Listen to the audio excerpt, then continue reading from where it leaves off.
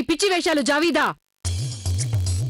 నేను నిన్ను వెంటనే వచ్చి నా గదిలో నన్ను కలవమని కబురు పంపించాను, కానీ నువ్వు రానేలేదు. అంటే దానికి నేనేమనుకోవాలి? నిన్ను కలుసుకోవాలంటే నేనే స్వయంగా నీ గదికి రావాలన్న నీ ఉద్దేశం? అదేం కాదత్తయ్య, నేను బయటికి రాలేని స్థితిలో ఉన్నాను, అందుకే రాలేకపోయాను. నీకు బయటికి రాలేని పరిస్థితా? నువ్వు పని పాట లేకుండా పొద్దుట్నుంచి భవనమంతా తిరుగాడుతూనే ఉంటావు, కానీ నా దగ్గరికి మాత్రం నువ్వు రాలేకపోయావు. అదే కదా నువ్వు అంటున్న విషయం జావీదా? అసలు నీ మొహం అలా ముసుగులో ఎందుకు దాచుకున్నట్టు? తీసేదాన్ని. వద్దత్తయ్య. జావీదా, నేను మళ్ళీ చెప్తున్నాను, నువ్వు కప్పుకున్న ముసుగు తీసేయమని. జావీదా, ముసుగు తీయమంటుంటే. యా అల్లా! నేనే అత్తయ్య, జావేదాని, మీ కోడల్ని. మరిదేంటి? ఏమైందంటే నేను బెనజీర్ లాగా అందంగా అవ్వాలనుకున్నాను కదా, అందుకే లేపనం రాసుకునేసరికి ఇలా అయిపోయింది నా మొహం. నేను ఈ మొహంతో గాని బయటకొస్తే అందరూ ఏమనుకుంటారు?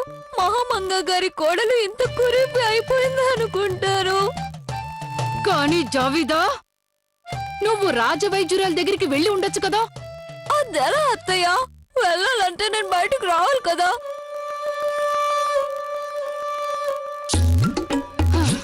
పోన్లే తల్లి, ఈ మొహంతో నువ్వు బయటికి వెళ్ళకపోవటమే మంచిది. లేదంటే ఆ వైద్యురాలు కళ్ళు తిరిగి పడిపోయేది, ఆవిడికి వైద్యం చేర్చడానికి ఇంకో వైద్యురాల్ని పిలిపించవలసి వచ్చేది. యాకుదా, ఇదెవరు ఇక్కడ జావిదా బేగం గారి గదిలో? ఇది నేనే రేషం ఖాన్. అమ్మా నాన్నలు నీకేదో పేరు పెట్టే ఉంటారుగా. తను జావీదాని రేషం. యాకుదా, జావిదా బేగం ఇలా అయిందా? బెనజీర్ అవ్వాలనుకున్నాను, ఇలా కురూపినైపోయాను. అత్తయ్య, ఇప్పుడేం చేయాలి? నేనేదో ఒకటి చేస్తాలే, సరేనా జావీదా? నోరు కాస్త మూసుకో. రేషం వెళ్ళు, వెళ్ళి వైద్యురాలు గారిని తీసుకురా. ఇంకా ఇక్కడే ఉన్నావే?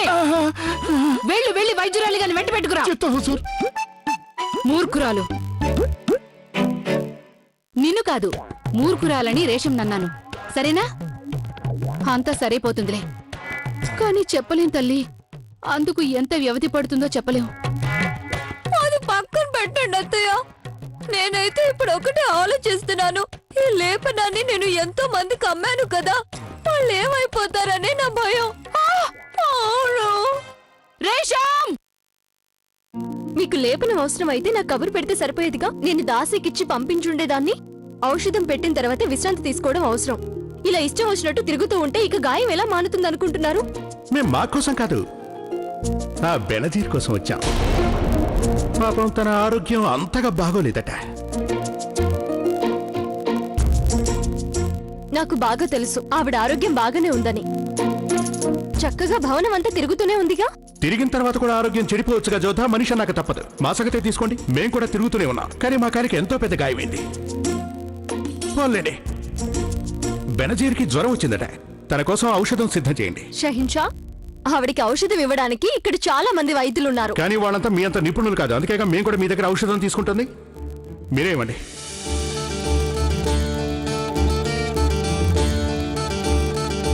సరేలేండి, మీరికి వెళ్ళండి, నేను ఔషధం సిద్ధం చేసి పంపిస్తాను. మేము ఇక్కడే ఉండి అందులో వేరే ఏదైనా కలుపుతారేమో చూస్తాం. రేవా, తులసి, మిరియాలు, లవంగాలు తీసుకురా. వాటితో పాటు సన్నికల్లు కూడా తీసుకురా, నూరడానికి.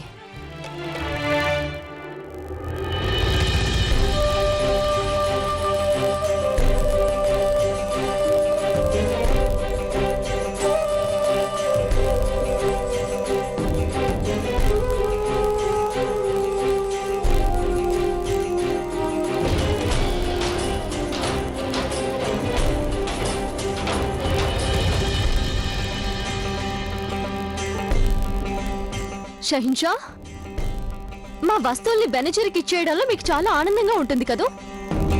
కానీ మీకు ముందే చెప్తున్నాను, మా కృష్ణుని మాకు తెలుసులేండి, దాన్ని తీసుకెళ్లి తనకు మేమివ్వం. అయినా బెనజీర్కి ఆ మురళి, నెమలి పింఛం నచ్చుతాయంటారా? రేవా, ఈ ఇంకా ఆ వనమూలికలు తీసుకురావే. చూడండి, బాగా పనిచేసే ఔషధాన్ని తయారు చేయండి. అందులో ఏం తక్కువ కాకూడదు. ఆ బెనజీర్ అంటే మీకు చాలా ఇష్టం కదూ? చాలా ఇష్టం. మాకు చాలా ముఖ్యమైన వ్యక్తి తను ఏ స్థితిలోనూ ఆరోగ్యంగా ఉండాలని మా అభిలాష. అయితే మాట్లాడకుండా కూర్చోండి. ఔషధం చేయడానికి వ్యవధి పడుతుంది. అయినా పర్వాలేదు, ఎంత వ్యవధి అయినా సరే మేము ఇక్కడే వేచి ఉంటాం. మేమే స్వయంగా వెళ్లి ఔషధం బెనర్జీకి ఇస్తాం. ఆ తర్వాత హాయిగా నిద్రపోతాం. అన్నట్టు మీకు సంగతి చెప్పడం మర్చిపోయాం. మా సవతి తమ్ముడు ఇక్కడికి రాబోతున్నాడు. వారి స్వాగతానికి ఏం చేయాలో చెప్పండి. మీకు మరిది గారు, మా ఆదేశం ఏమిటంటే తమరు వారిని ఆహ్వానించడానికి హాజరు కావాలి.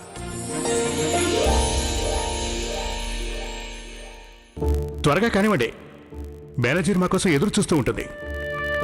కానివ్వండి, మా మొహం దేనికి చూడటం.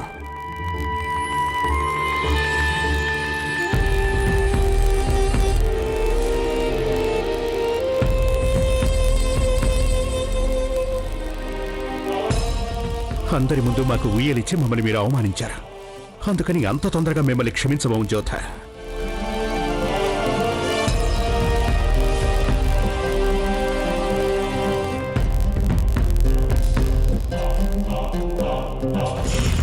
ఇవ్వండి.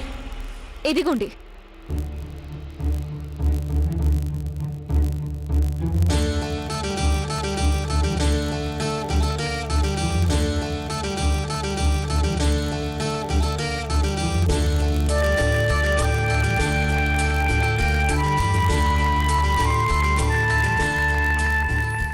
ప్రణామాలు.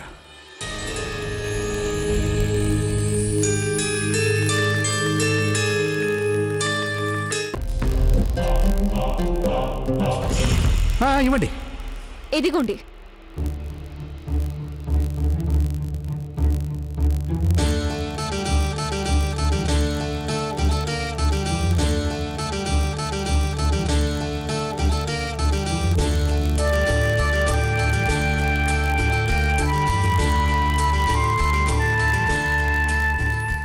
ప్రణామాలు.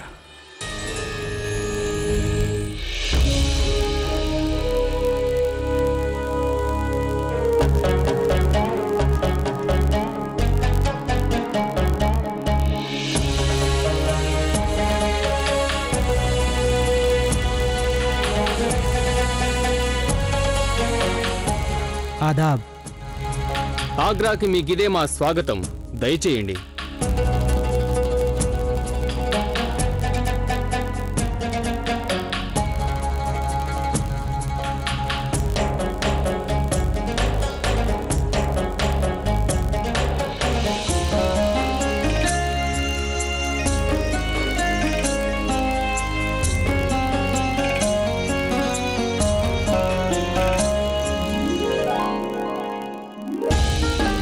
ఆదాబ్ బడియా మిజాన్.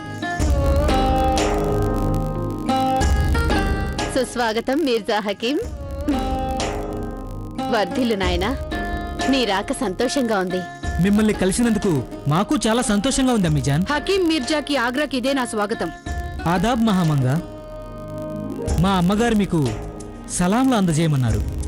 మీ అమ్మీ జాన్కి నా తరఫున వాలేకుం సలాంలు చెప్పండి. షెహెన్షాకి మీ తమ్ముడి ఆదాబ్. చూడండి తమ్ముడు గారు, ఆదాబ్తో పాటుగా ఆలింగనం కూడా చేసుకోవాలి. మీతో గాలిపటాలు ఎగరేసి ఎన్నో ఏళ్ళు అయిపోయింది భాయిజాన్. మనం కలిసి ఎగరేద్దాం. తప్పకుండా. అలాగే మన ఇద్దరం కలిసి వేటకు కూడా వెళదాం. తప్పకుండా భాయిజాన్. ఆదాబ్. ఆదాబ్.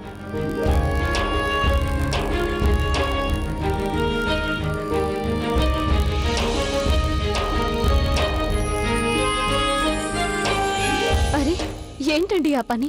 రాజపుత్రుల వంశంలో వదిన గారికి ఇలాగే నమస్కారం చేస్తారు. ఆ సంప్రదాయం మాకు చాలా చక్కగా తెలుసు బాబీజాన్.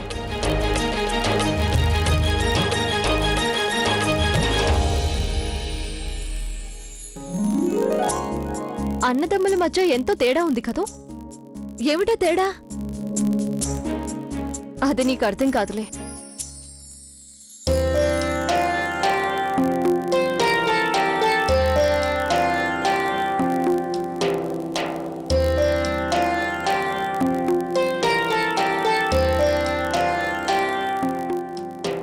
ఆదాబ్ జోదా బేగం. ప్రణామాలు సలీమా బేగం, కూర్చోండి.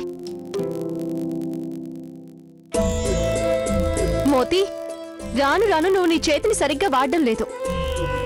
ఏది లైవు, నేనే స్వయంగా చేసుకుంటాను. జోదా బేగం, ఈ ఔషధం ఎవరి కోసం? షహిన్షాకి ముఖ్యమైన వ్యక్తి బెనజీర్ కోసం. ఎందుకు? ఎందుకంటే షహిన్షా గారి ఆదేశం వారికి ప్రియమైన బెనజీర్ కి ఔషధం చేసివ్వమన్నారు. అయితే నేను ఇదివరకే ఔషధం చేసి పంపించాను, కానీ షహిన్షా గారిని ఎవరు నమ్ముతారు? ఏ అర్ధరాత్రి వేళ వారికి గుర్తొస్తుంది, మళ్ళీ ఆజ్ఞాపిస్తారు. అందుకనే ముందుగానే సిద్ధం చేస్తున్నాను. నన్ను క్షమించండి సలీమా బేగం, ఈ ఔషధం గొడవలో పడి నేను తమని సరిగా ఆహ్వానించలేకపోయాను. వెంటనే నా అక్కసు వెళ్ళగక్కాను. అందులో అంత తప్పేముంది జోదా బేగం? మీరు నన్ను మీ తోబుట్టూలా భావిస్తారు. మీ మనసులో మాట నాకు కాకపోతే ఇంకెవరికి చెప్పుకోగలరు? అయితే జోదా బేగం, నేను కూడా నా మనసులో మాట మీతో చెప్పనా? ఆ మాట మీరు వేరే అడగాలా? చెప్పండి. జోదా బేగం, రహీం కన్నతల్లి కీర్తిశేషులు మేవాగారంటే నాకు చాలా అసూయగా ఉండేది. ఎందుకంటే మా వారు బెహరం ఖాన్ గారు నాకంటే తననే ఎక్కువగా ప్రేమిస్తున్నారనుకునేదాన్ని. కాని ఆవిడ కన్నుమూసే వేళలో నన్ను దగ్గరికి పిలిచి రహీంని నాకు అప్పగించేశారు. అప్పుడు నేను ఆవిడనేమడిగానంటే, నాకు మీరంటే ఇంత అసూయ కదా, మీరు రహీంని నాకు అప్పగిస్తున్నారేంటి అని. అప్పుడేమైందో తెలుసా జోదా బేగం? ఆవిడ దశలో కూడా చిరునవ్వు నవ్వుతూ నాతో అన్నారు, సలీమా బేగం, అది మీకు నా మీదున్న అసూయ కాదు, అది మన శ్రీవారి మీద మీకు గల ప్రేమ అన్నారు. నేను వారిని ఎంతగా ప్రేమిస్తున్నానో అలాగే మీరు కూడా వారిని అంతగా ప్రేమిస్తున్నారని అన్నారు. కొన్ని సందర్భాల్లో అసూయలో కూడా ప్రేమే దాగి ఉంటుంది. ఎందుకంటే ప్రేమ ఉన్నప్పుడే అసూయ కలుగుతుంది. మీరు ఆవిడ మీద కోపగించుకోవచ్చు, కానీ అసూయ పడరు. అంతేగా మోతీ? నీకెందుకంత నవ్వు? అంటే నీ ఉద్దేశం నేను అసూయ పడుతున్నానా? ఎంత మాత్రం కాదు. ఇప్పుడేగా సలీమా బేగం చెప్పారు, అసూయ పడాలంటే ప్రేమ కూడా ఉండాలన్నారు. తమరికి షహిన్షా గారి మీద అసలు ప్రేమ ఉంటేగా, కానీ కోపం మాత్రం చాలా ఉంది. ఆ కోపమే ఇప్పుడు ఈ ఔషధం మీద చూపిస్తున్నారు. ఇలా ఇవ్వండి, ఆ పనేదో నేనే చేస్తాను.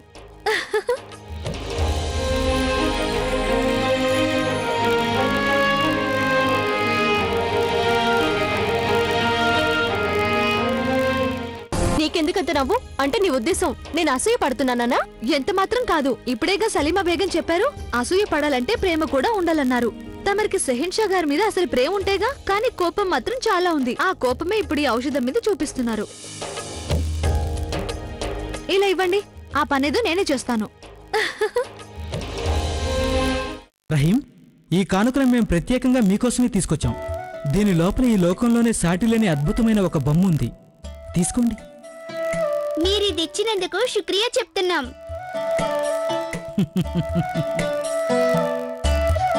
ఎంతో ముద్దుగా మాట్లాడతాడు ఈ రహీం. తమరిని కలుసుకున్నాక అందరికీ ఆనందంగా ఉంటుంది. ఇంతవరకు ఎక్కడున్నారు తమరు?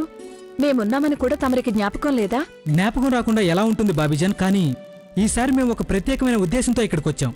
ఏమిటా ఉద్దేశం? నిజానికి మేము అబుల్ మాలి ఎవరితోనో మాట్లాడుతుండగా విన్నాం, ఇక్కడ ఆగ్రాలో ఎవరో మొఘలాయి సామ్రాజ్యంపై కుట్ర పన్నుతున్నారని తెలిసింది. ఈసారి ఎంతో జాగ్రత్తగా ఈ కార్యాన్ని పూర్తి చేయాలి. మూడో కంటి వాడికి దీని గురించి తెలియకూడదు. ఈసారి మొఘలాయి సామ్రాజ్యానికి వారి భవనంలోనే వారిపై కుట్ర జరుగుతోంది.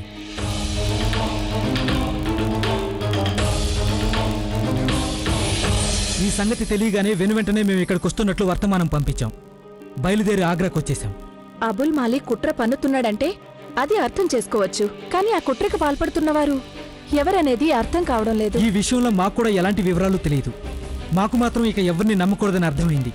అందుకనే బాయిజాన్ని హెచ్చరించడానికి మేమే స్వయంగా ఇక్కడికి వచ్చాం. ఇంకా ఆలస్యం దేనికి? మనం వెంటనే వెళ్లి షెహన్షా గారికి చెప్పాలి. అప్పుడే కాదు బాబీజాన్, ద్రోహానికి ఎవరు పూనుకుంటున్నారో మనకు తెలియదు. కానీ ముందుగా ఏ ప్రయత్నం చేసినా కుట్ర పన్నుతున్న వారు అప్రమత్తం అయ్యే అవకాశం ఉంది. అందుకని ఈ సంగతి మీరు మీ మనసులోనే ఉంచుకోండి. మేము రానే వచ్చాంగా. మొఘలాయి సామ్రాజ్యంపై కుట్ర పన్నే ధైర్యం, సాహసం ఎవరికుందో ఆ ద్రోహిని మేం కనిపెట్టే తీరుతాం.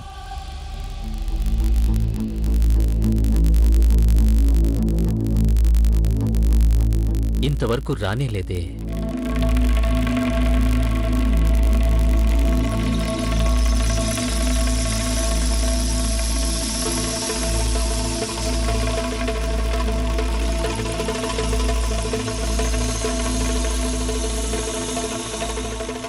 నువ్వు వస్తావని నాకు తెలుసు. తెలివైన దానివి కదా. కానీ దీన్ని నీ వెంట ఎందుకు తీసుకొచ్చావు? అదా, నాకెందుకో భయంగా ఉంది. అందుకని జాకిరా వెలుపలే ఉండిపోతుంది. నేనంటూ ఉండగా ఇంకా భయపడటం దేనికి? సర్లే పద. అయినా నా విషయంలో మీరెందుకు ఇలా చేస్తున్నారు? నేను మీకేం అపకారం చేశానని? నా మతి పోగొట్టావు బెనజీర్. నా నిజాయితీని దెబ్బ కొట్టావు. నన్ను పిచ్చివాణ్ణి చేశావు. ఇలాంటి రాత్రి ఎంతో కష్టపడితేనే గాని నాకు దక్కదు. ఇక కాలాన్ని వృధా చేయదలుచుకోలేదు. ఇక్కడ దాకా వచ్చావుగా, ఇంకా సిక్కేందుకు?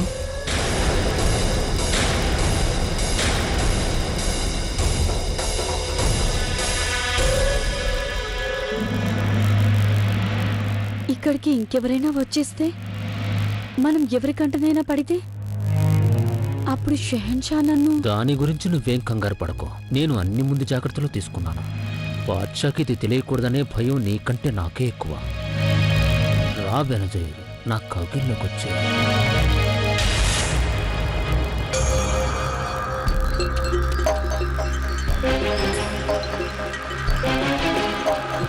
ఏదో గొప్ప పవిత్రురాలిగా ప్రవర్తించుకో. కేవలం ఒక దాసివి నువ్వు. ఇది నీకేం కొత్త కాదు. ఏదో అమాయకురాల్లా నటించడం మానేసే. కాబూల్లో నేను అబుల్ మాలికి ఒక్కడికే సొంతం. ఇక ఇక్కడేమో షహన్షాకే సొంతం. అందుకని నాకిది... అనవసరంగా నా సమయాన్ని వృధా చేయకు. అంత వ్యవధి లేదు మనకి. సరే, ఒక పని చేయి. నువ్విక్కడే కూర్చొని నాటకాలాడు. నేను ఆ వర్తమానం తీసుకొని బాద్షా దగ్గరికి వెళ్తాను. వద్దు, దయచేసి అంత పని చేయకండి. నేను మీ చింతకొచ్చేశాక. అయితే మరింత దగ్గరగా రా బెనజీర్. మీకు తొందరగా కోపం వచ్చేస్తుంది. కొంచెం నయగారాలు పోవడం మా స్వభావం కదా. అందుకోండి, నా చేతుల మీదుగా మద్యం సేవించండి. నా కౌగిల్లోకి రా బెనజీర్, కౌగిల్లోకి రా. నాకు సిద్ధం కావటానికి వ్యవధి ఇవ్వండి. నేను వచ్చేసాగా అంటే ఇక మీకేగా సొంతం. చాలించు వేషాలు. ఆగండి, స్వయంగా చింతకి రమ్మని మీరే దూరంగా వెళ్ళిపోతున్నారు. నీకు తెలీదు బెనజీర్, నీ అందం మత్తెక్కిస్తుంది. ఎవరైనా చావుకి బదులుగా నిన్నే కోరుకుంటారు. ఈ వదనం, ఈ పెదవులు కల్లోకి వచ్చి నన్ను ఎంతో ఇబ్బంది పెట్టాయి. నా నిద్రను చెడగొట్టేశాయి. ఇప్పుడు నిన్ను పొందాక నేనేమైపోయినా పర్వాలేదు. రా బెనజీర్.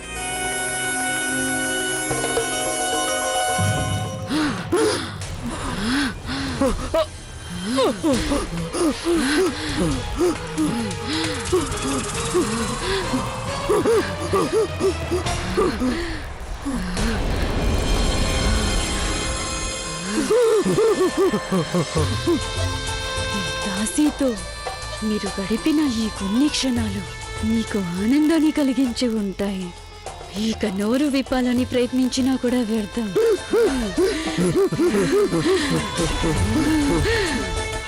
ఇప్పుడిక నువ్వు ఏమీ చెప్పలేవు. ఇప్పుడిక నీ గొంతు మూసుకుపోతుంది. మెల్లమెల్లగా నీ ఊపిరి కూడా ఆగిపోతుంది. నన్ను పొందాలని ప్రయత్నించిన వాడు శాశ్వతంగా సమాప్తమైపోతాడు. ఇందాక నువ్వన్నది నిజమే. నాతో గడిపిన క్షణాలు నీకు మృత్యువుతో సమానమని. నా శరీరం విషం నిండిన నది లాంటిది. ఇందులో మునకాలని ప్రయత్నిస్తే ప్రాణాలతో మిగలడు. ఇప్పుడు నీకు కూడా అదే గతి. అయిపోయిందిగా బెనజీర్, మనం ఎవరికంటా పడక ముందే వెళ్ళిపోదాం పదా. నన్నే అనుభవించాలనుకున్నాడు వీడు. రారా, రాత్రి గడుపు నాతో పాటు. నా ఈ రాత్రి నీకే.